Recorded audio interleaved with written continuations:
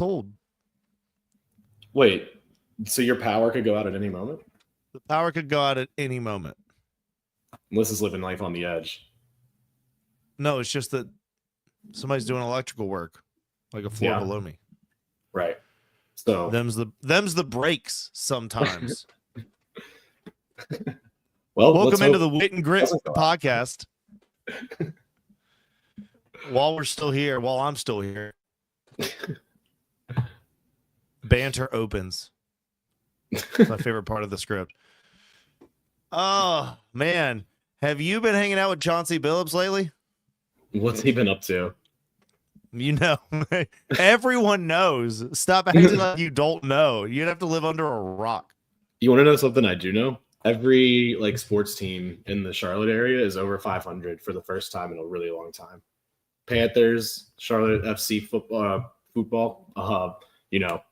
Checkers, and the Hornets. Yeah, I mean the Hornets are part of the big FBI investigation too. So, I know. You know. Oh wait, what are you trying talking about? Trying to distract. Is something going on? Yeah, there's definitely something going on. Cash Patel said, "Nah." We're going to talk about that. We're going to talk about Mexico City Grand Prix. We're going to talk about NFL. Welcome to Wit and Grit. We did really good in week 7. Ian and Sean break down sports betting, pop parlay culture, hit. That's awesome. or whatever's on their minds. The Wit and Grit podcast. Can't wait to see what we can put together this week. What do you think? Yeah. I think we got some good hits this week. Some teams that are really worth fading. Who, the Dolphins? Absolutely. Bijan's going to get 250 yards. What?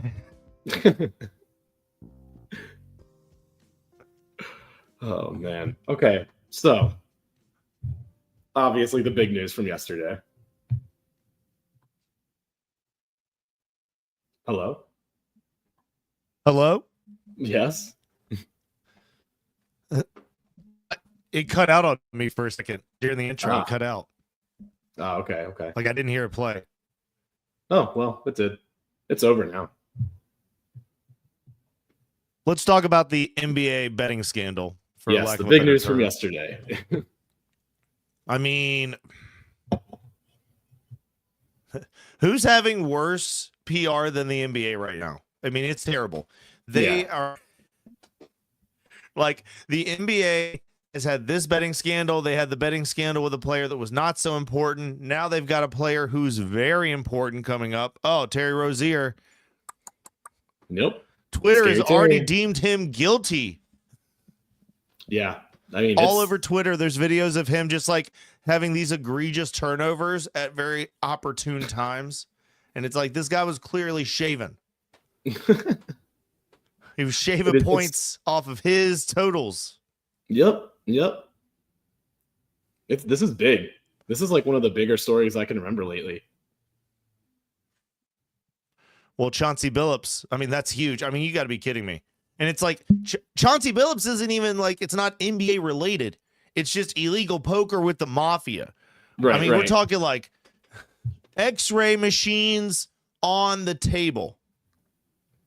That's crazy. Mirrors and stuff I saw. I don't even know. Stuff that I didn't even think people would actually do. Contact lenses to see the back of marked cards and things. I thought those were movie stuff, movie plots. Yeah, I mean, between that and the Louvre getting robbed, what is going on in the news? I mean, the Louvre got robbed by people dressed as workers with a chainsaw who were just in and out in 6 minutes. You know? Yeah, that's wild. One of the best memes I saw about the Louvre getting robbed was Ring doorbell installed as new security system debuts. That's wild. But I mean, let's talk about the Chauncey Billups of it all. Okay. I mean, they said he was allegedly the face of the organization. So let me ask you this. Okay. You have his career. You're the head coach of the Trailblazers. Why are you actively tricking people into inauthentic poker games so the mafia can, like, it's like you're not doing it for the money at that point. Right. Why would, like, what is going on? That's like it's a legacy tarnishing type situation. Yeah, for sure. That's like, I don't understand why someone in that position would even play around with something like that. It doesn't make any sense to me.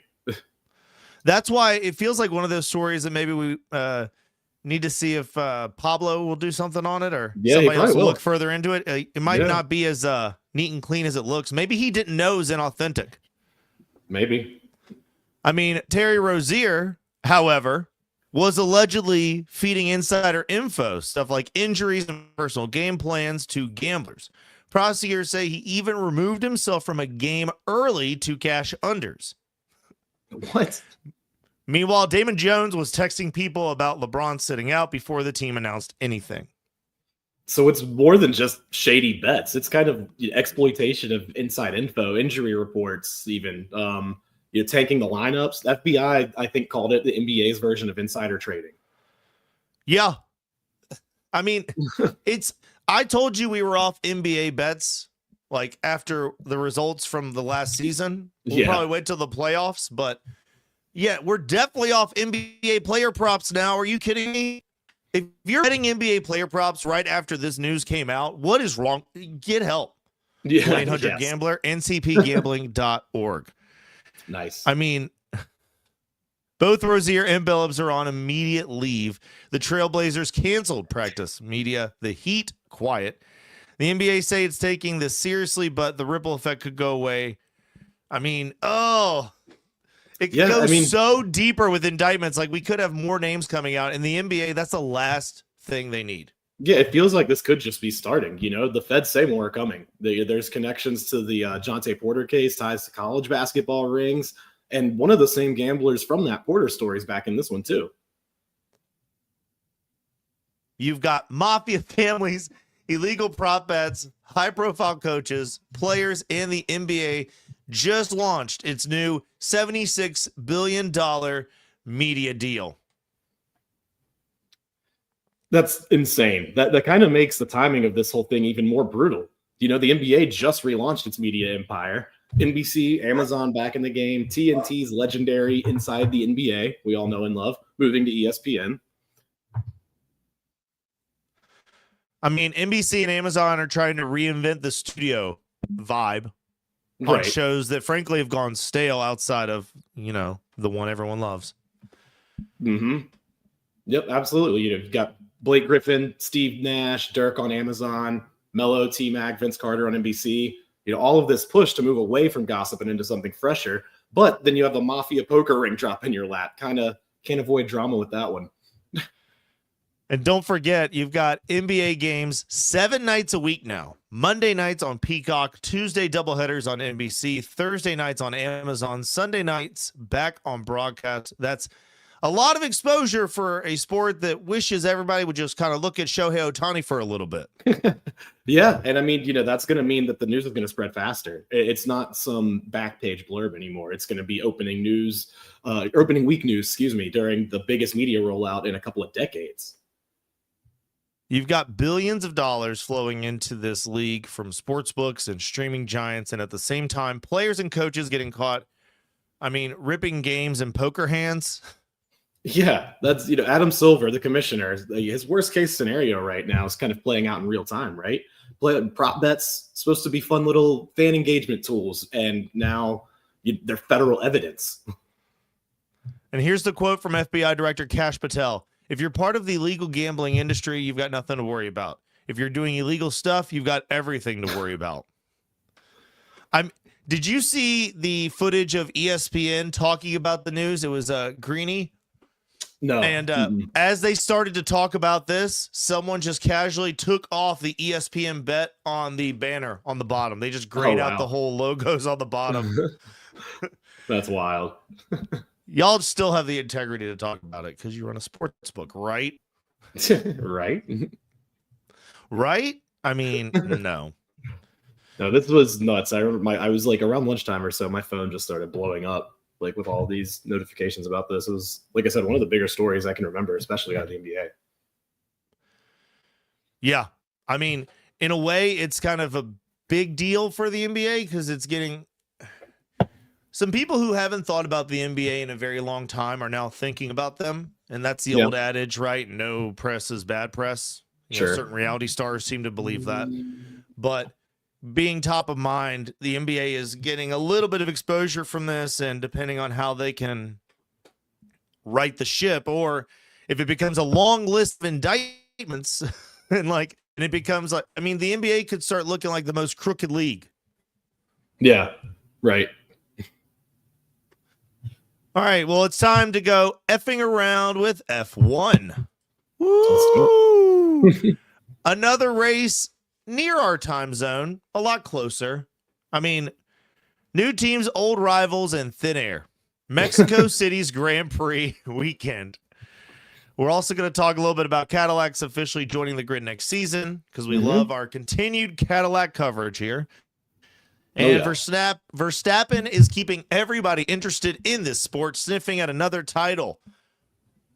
Oh, I kind of want him to do it. He's right there. You kind of want him to do it at this point. Yeah. But it would be a crazy story. Before we get to Mexico City, let's start with what might be the biggest off-track story of the year. Cadillac F1 officially gets its slot as the 11th team on the 2026 grid, and they put Graham Loudon in charge. If the name sounds familiar, it should. He's the guy who used to run Manor Marussia back when it took a miracle and about 35 million pounds of debt just to get two cars on track. Yeah, that's what makes his comeback crazy. The guy's been out of a full team boss role for nearly 10 years. He watched his last one go under, literally missed the last 3 races of 2014 because they couldn't pay the bills. And now he's walking into a fully GM-backed project with Cadillac and TWG Motorsports. I mean, the time he's not fighting the balance sheet, he's building a legitimate manufacturer entry. So Loudon's 60 now, calls himself brutally aware of age, but says he's obsessed with the team aspect. And he's pulling the band back together. Several people who worked with him at Manor came back to join the Cadillac project. That tells you something about loyalty. I mean, they want, or did they just not have a job? You know? Well, you don't follow a guy back into battle if he was a bad commander.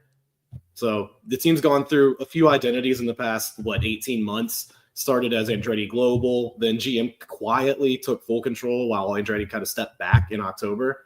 But then by March, it's a full Cadillac program. Now they've got Loudon as team principal. Yeah, and Dan Torres, he's the CEO of TWG Motorsports, said Loudon wasn't even supposed to be the boss at first. They just realized halfway through the bid process that he knew more about the regulations than anyone else in the room. Yeah, so direct quote here. He'd done this before, understood what the FIA was asking for, and had respect across the paddock. The conclusion became natural. That's a strong endorsement. You know what else is interesting? Loudon says he's hiring for attitude first. Says skill can be taught, but the ability to pull together under pressure cannot. It's a very startup CEO mindset. I mean, it makes sense when you remember he built a tech company during the .com boom. That guy is wired to build things from scratch, I guess. Yeah, and he's walking into a better world this time. He's got GM's factory backing, full development pipeline. They're reportedly working on a power unit link up with Honda, if the regs allow for it. Way different from the Manor days of buying Cosworth engines on clearance. Yeah, not quite the same garage anymore, but I mean, it shouldn't be 11 years later, right? All the money in this sport. Yeah, right. So a couple of quick stats just on this. Cadillac F1's approval date is in March of 2025. The team principal, we've mentioned, Graham Loudon. Their staff is expected to go up to 800 by 2026. So there's a lot of jobs being created here. They're in a good spot. Yeah, the last new F1 entry was Haas F1. And so that is the de facto American team. They've got a pretty good Austin following, right? But we're thinking that Cadillac is going to become the American team. And as we talked about previously on this show, they're doing the Houston, we have a problem kind of approach. Yeah. I mean, Cadillac's chrome. What? I mean, what kind of? Do we know what the colors are going to be yet? Have we seen a car I'm mock-up not at all? sure. I don't think they've put one out, at least not that I've seen. Well, let's bring it back to the track. Sure. Mexico City. RIP to all these words. I'm going to butcher them probably. Autodrama Hermanos Rodriguez. It's the highest altitude race on the F1 calendar, over 2,200 meters above sea level. To compare that, Denver's at 1609 of sea level. So it's trying to sprint while breathing through a coffee straw. And the air density changes everything. Less oxygen means less power. Engines have to work 10 to 15% harder. The cooling systems get stressed. You lose downforce. Even though teams bolt on Monaco-style wings, the cars still slide around.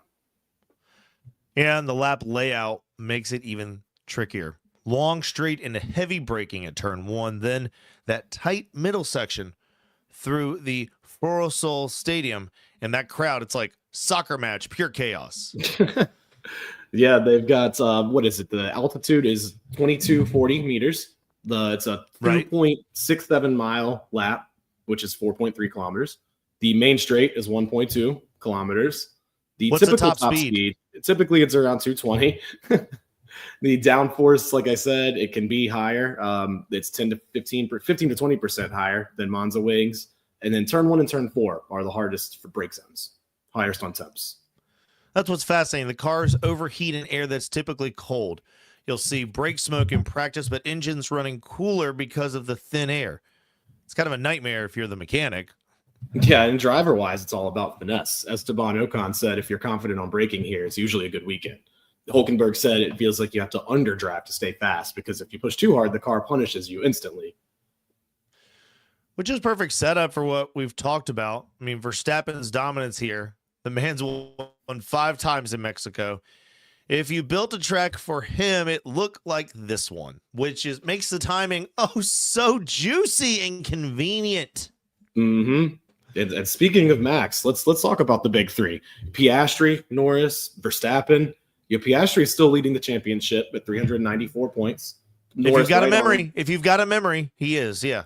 Nope. Norris right on him, only 14 back at 380, and Verstappen's right there at 354. That's after trailing by 104 points in late August. The crazy part is Max has won 3 of the last 4 Grand Prix. Monza, Baku, Austin, plus the sprint in Texas. You can't call that luck. That's Red Bull finding balance after getting rid of their team principal, right? Yeah. And statistically, if he wins every race left and Piastri finishes second in all of them, Piastri wins the title by 3 points. But if you go off current form averages, Max 23.8 points per race, Piastri 12.4, Norris 11.4. Verstappen wins the championship by 20. So basically, Piastri needs perfection. I mean, and this track with Red Bull's turbo efficiency plays right into Max's hands. The guy's got 5 wins in Mexico already, as we just covered. Right? Yeah.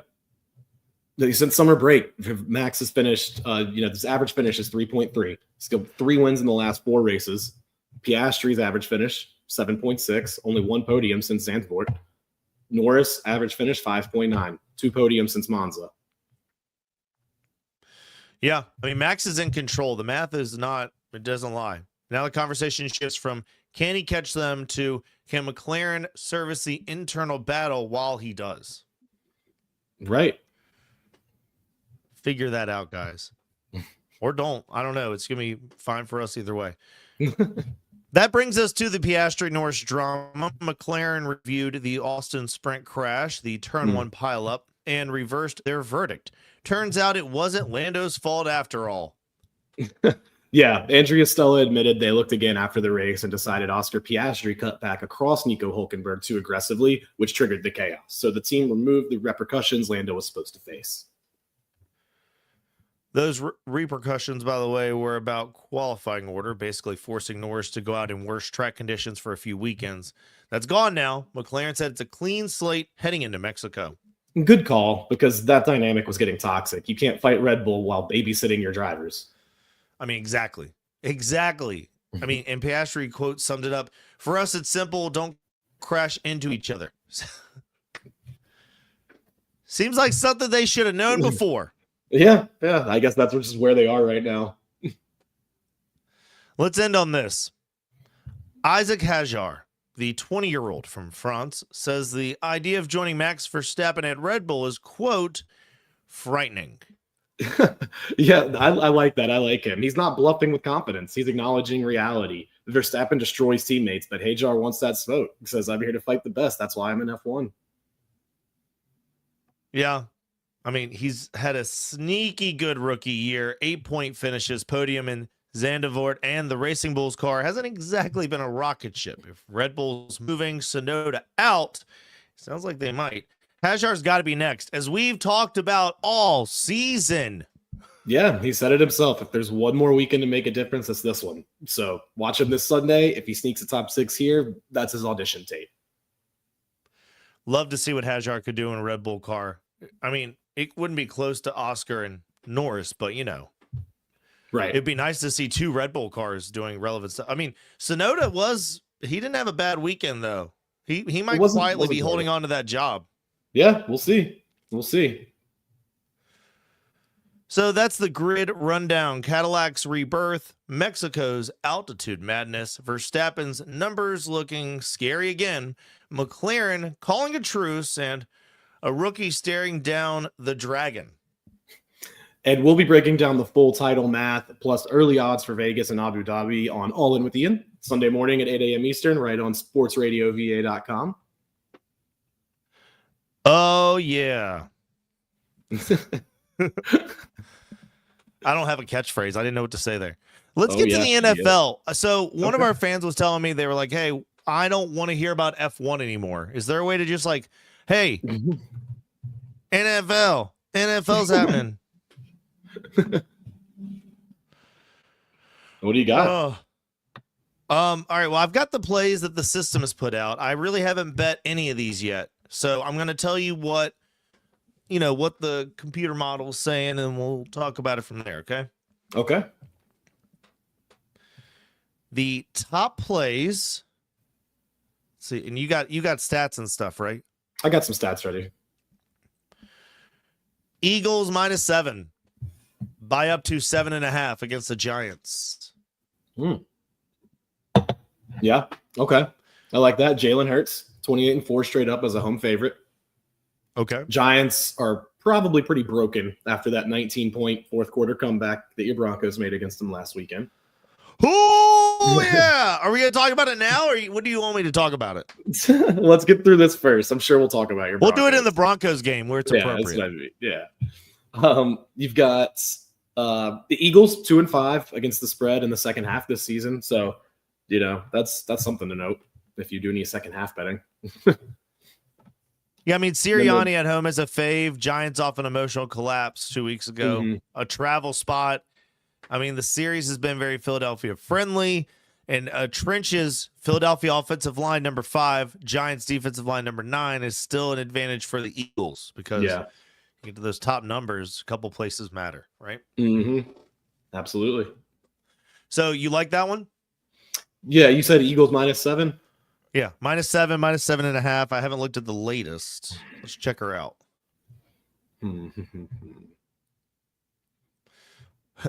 This is the coolest part of the podcast. Yeah, I'm also still pondering because like the Giants still look like a different team lately. But I think the Eagles, given how good they are straight up, we know when they're favored at home. It's hard to bet against that. Yeah, and I mean, the Cam advantage of Skyler and Hurts over Jackson Dart. Yeah, but I mean, Dart's still small sample size, man. He's looking pretty good.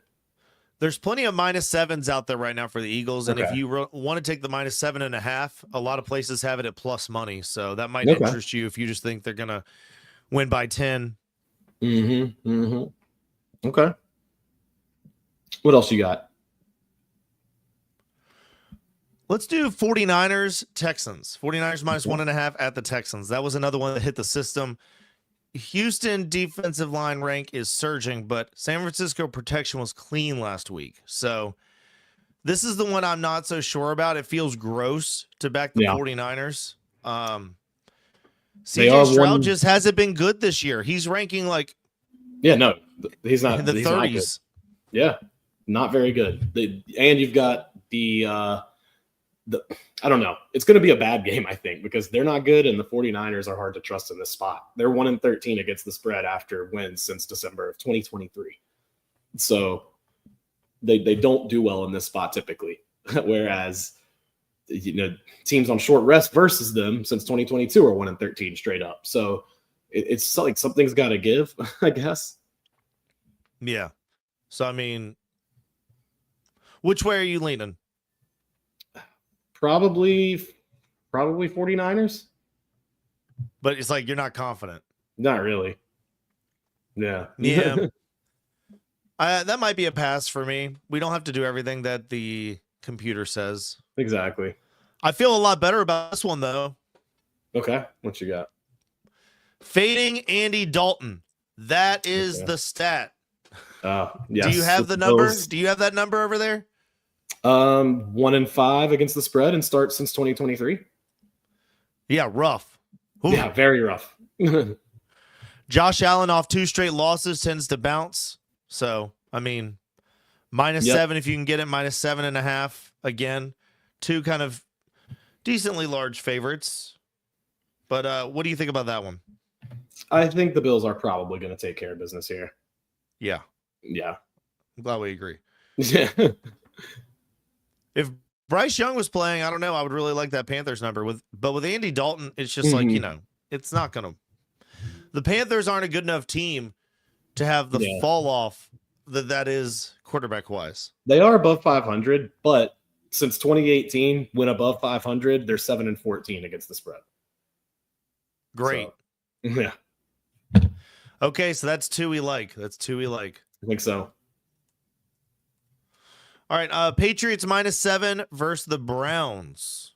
Do you want to go first? I mean, Drake May is number 4 on the year with this quarterback ranking I have, and Dylan Gabriel is number 35. Yeah, Patriots have a 4-game straight up / against the spread win streak. Well, no. You've got the Browns 7-9 against the spread. That's from 2024 and 25. The second worst in that time. I'd say if the Patriots get up to an early lead, it's going to be looking really good. If you want to do some live betting, I don't know if you can. I've seen a couple of the Patriots games recently. They just start scoring and don't stop. You've got to have a pregame. That's why it's at 7. Will the Browns defensive line slow them down? I don't know. The New England offensive line, number 6 in form. Cleveland offensive line is at the bottom because they got a messy rotation over at one of the tackle spots. So it's a big clash. But the number 1 defensive line versus New England's quick game, Right. I think that New England's young, moving quick. So I like this one. What do you think? Yeah. Do you like backing the Patriots at -7? Yeah. Yeah, I think I could too. Oh, man, but every game we like is -7. I wonder if that's a parlay situation. Those are big spreads. I like big spreads. I actually hate big spreads. Buccaneers -3.5. I know that the pros are on the Saints. I know that you love Baker Mayfield. Their offensive line but you trusted me with the Lions over the Bucs last week. And how did it work out for us? It worked out. It was nice. The whole time. Yeah. Yeah. Would you believe that Baker Mayfield compared to Spencer Rattler is number 15 to number 18 on these quarterback rankings? That's pretty crazy. I would not. Despite the Saints record, Spencer Rattler has not been the problem. But he is 0-9 against the spread as a dog of less than 10. He's never covered before. And pros are just backing him. So, do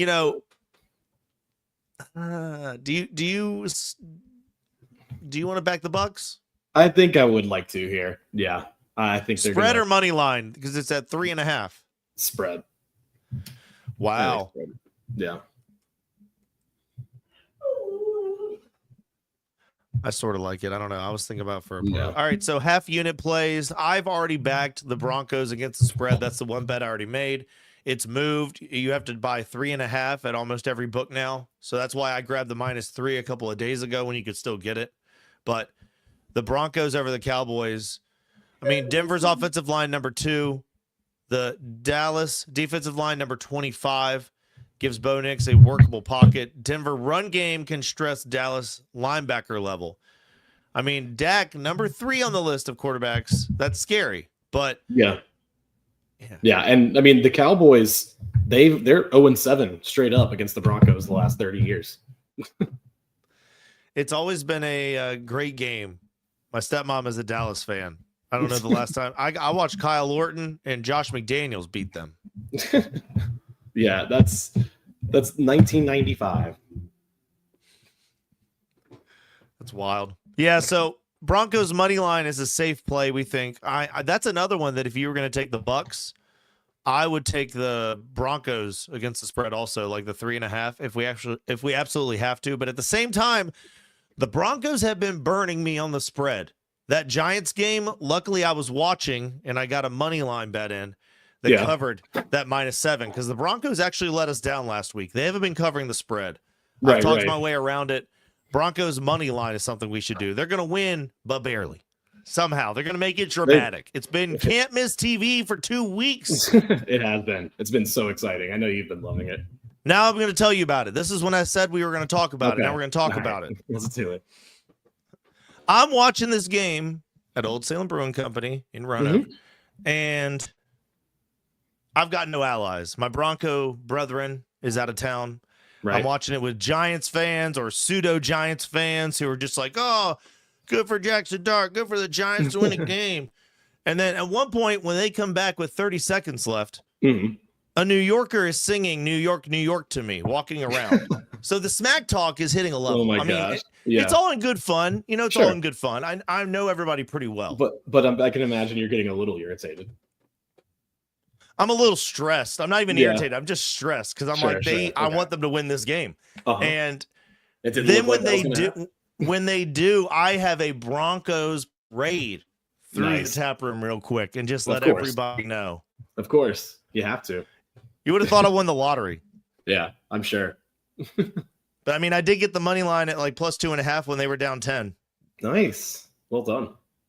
Nice.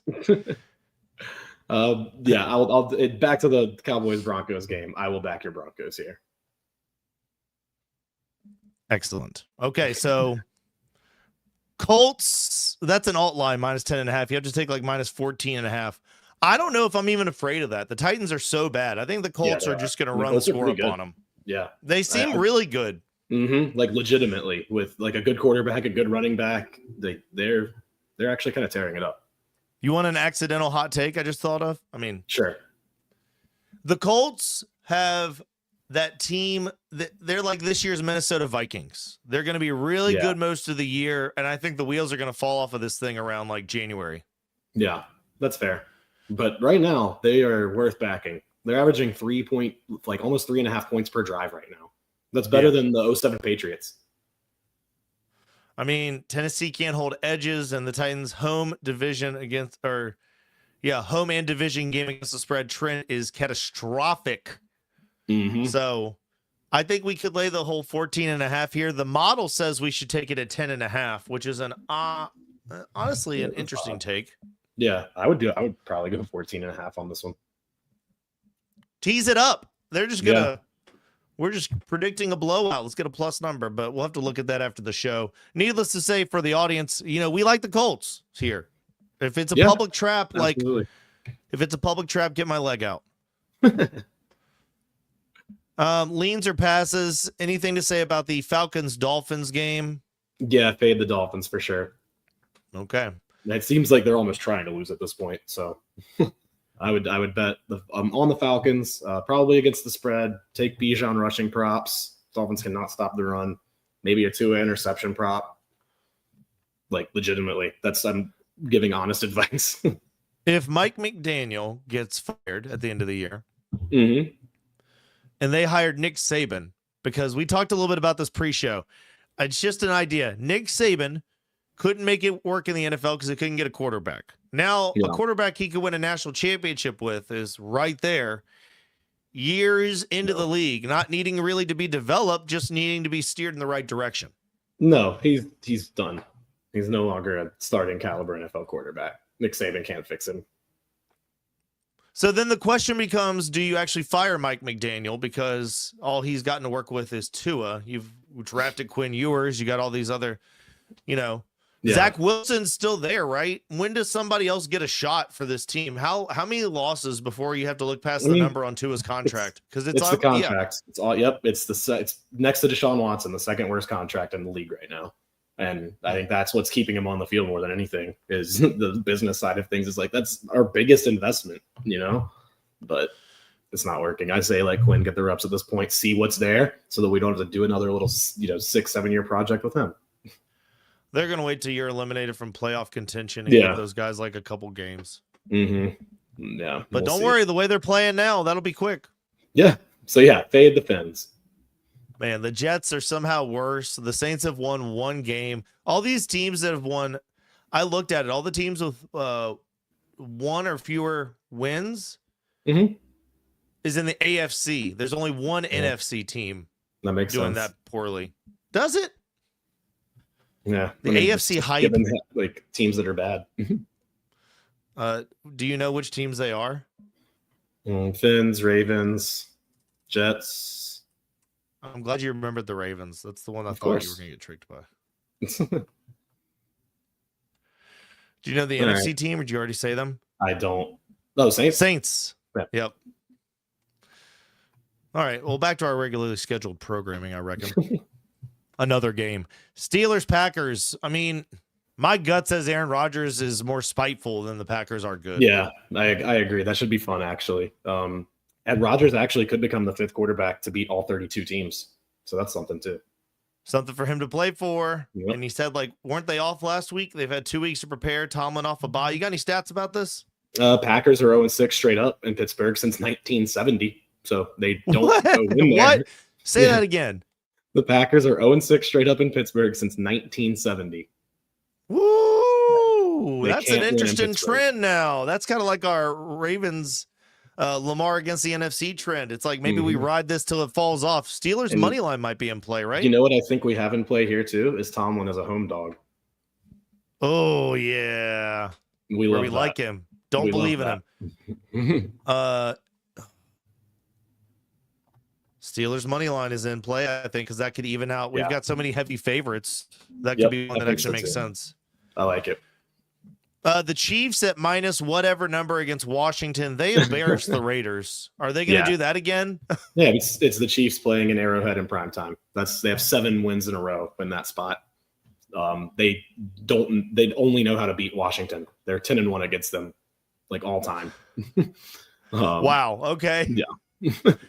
So Chiefs at whatever. Let's look at what some of the numbers are right now.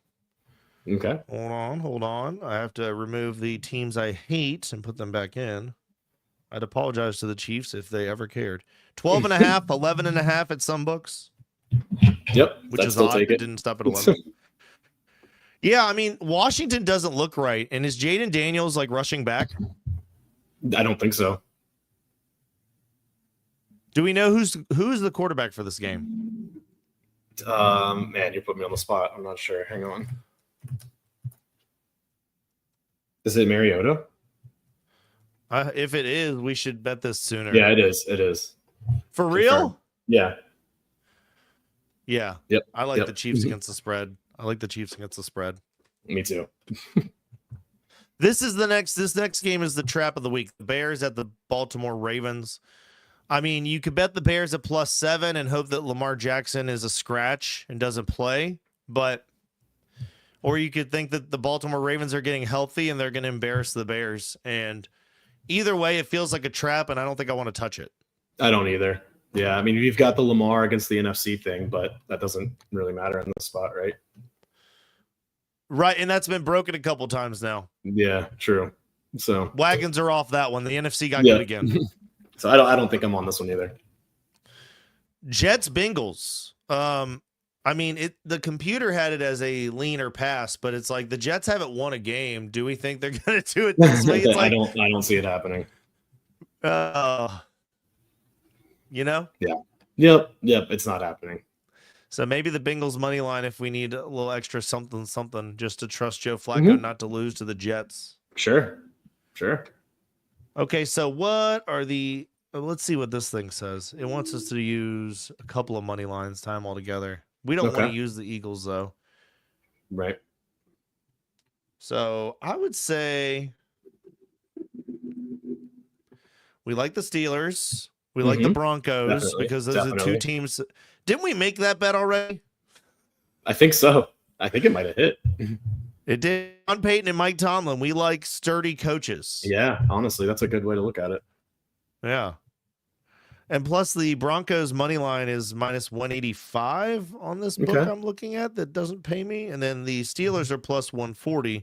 So you combine just those two, you get plus 269. That's nice.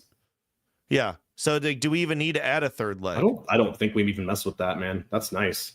Yeah. Okay, so plus 269. Awesome. So like if you were to put $100 on it, you'd get 369.73 back. Yep. That's crazy. I like that a lot. And that's before any promos. Go look for your promos. Right, yeah. If you can get a promo within whatever your unit limit is, we don't know. We always stress unit size. Absolutely. And a quick reminder, the Wit and Grit podcast includes gambling-related discussion, opinions, and advice intended for entertainment and informational purposes only. I, Ian Price in Virginia, and Sean Duiser in North Carolina are not attorneys, financial advisors, or licensed bookmakers. Nothing said on this podcast should be taken as professional or legal advice. Listeners are solely responsible for their own gambling decisions. Always gamble legally and responsibly. We are not liable for any losses, decisions, or actions taken based on the content of the show. If you need help, call 1-800-GAMBLER. Visit ncpgambling.org. Just want to make sure I get to that before we wrap up the gambling segment. That's right. So to wrap it up, we like Philly -7, we like Buffalo -7, and we like the Patriots -7. So we have 3 heavy favorites that we want to back during the 3-bye-week team week. I should put the word team earlier. Absolutely. I think those are solid. I really like the Broncos Steelers parlay a lot. And then we also are Joe Public on the Colts and the Chiefs to cover a large number and just destroy another team. But the Commanders should scare us a lot more than the Jets, but the Jets are desperate, right? I mean, yeah, they are. And I just kind of, you trust the Chiefs. Yeah, Justin Fields doesn't seem to be working out. Yeah. All right. Well. All right. So tune into All In with Ian Saturday morning, sportsradiova.com. You can listen live. And if you want to know what we're doing on the grid as far as bets, we can never do that by the time we do this show. So you have to go to the All In with Ian Substack. We make it easy. It's on hammeredsharkproductions.com homepage. That's right. Right there for you. All right, guys. Well, you got anything else to say, Sean? I think I'm all good, man. I'm gonna probably not watch the Dolphins this weekend, so that'll be fun. I think I'll be at Ren Fair instead. I'll actually be enjoying my Sunday. So you don't want to go on a rant about the Dolphins real quick? I did earlier when we were talking about them, kind of. Keep going. No, it should be fun. I'll try to bring some good stories for next show from Ren Fair. All right. Well, let's hope that Max Verstappen could win another race, or at least podium and do better than McLaren's. Keep the drama going. Absolutely. All right. Heck, let's pull a George Russell while we're at it. Let's get everybody in here. I don't think he has a shot. He's got a new contract though. He's feeling good. He is. All right, everybody. Enjoy your weekend. Peace out.